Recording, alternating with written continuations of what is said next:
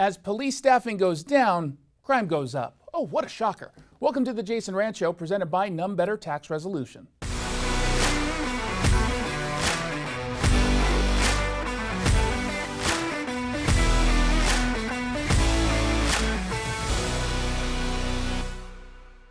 Despite what Democrats will have you believe, the crime crisis in Washington is very real, and it's as bad as I've reported. The Washington Association of Sheriffs and Police Chiefs, they just released their latest crime report, and it showed 2022 had the highest number of recorded murders since they started recording that number back in 1980. It's a 16.6% increase over 2021. Violent crimes overall increased 8.9%. And to put that in perspective, since 2019, homicides surged 96%. So what happened in the last few years that could possibly be to blame?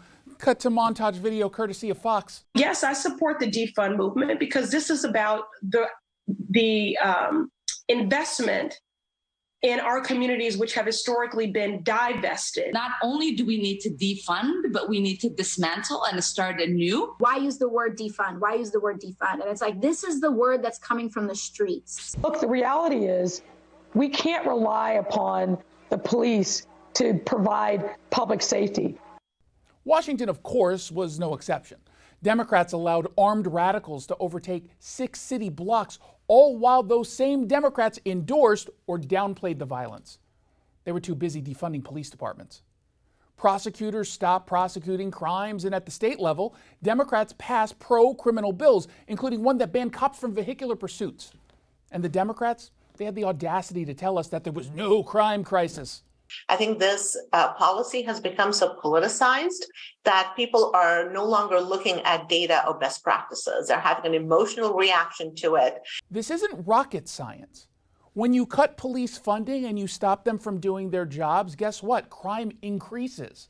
But there's some good news in all of this. A lot of the crime is due to policy choices, laws, ordinances, strategies, and other initiatives. Those can be changed and we can actually start to reverse the trend. But here's the bad news. It takes a long time to change the culture, and Democrats created a culture of lawlessness. How long will it take to change is anyone's guess. But it'll start when we change the laws and stop with the anti-police rhetoric.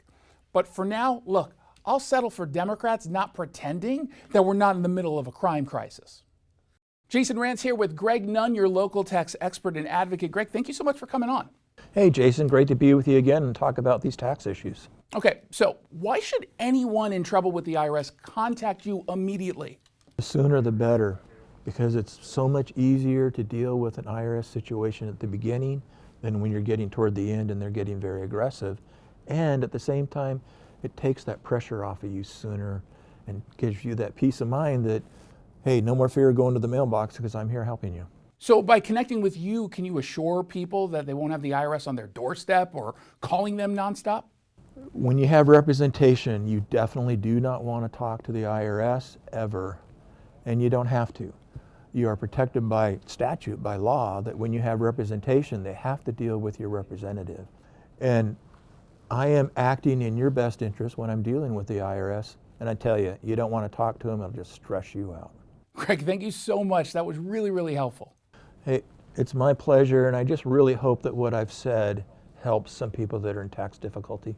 If you're having trouble with the IRS, then call Greg Nunn. Greg might be able to negotiate a settlement for up to 85% off the original amount owed, including penalties and interest. Call Greg Nunn today. Did you like this video? We have a whole lot more over at ktth.com.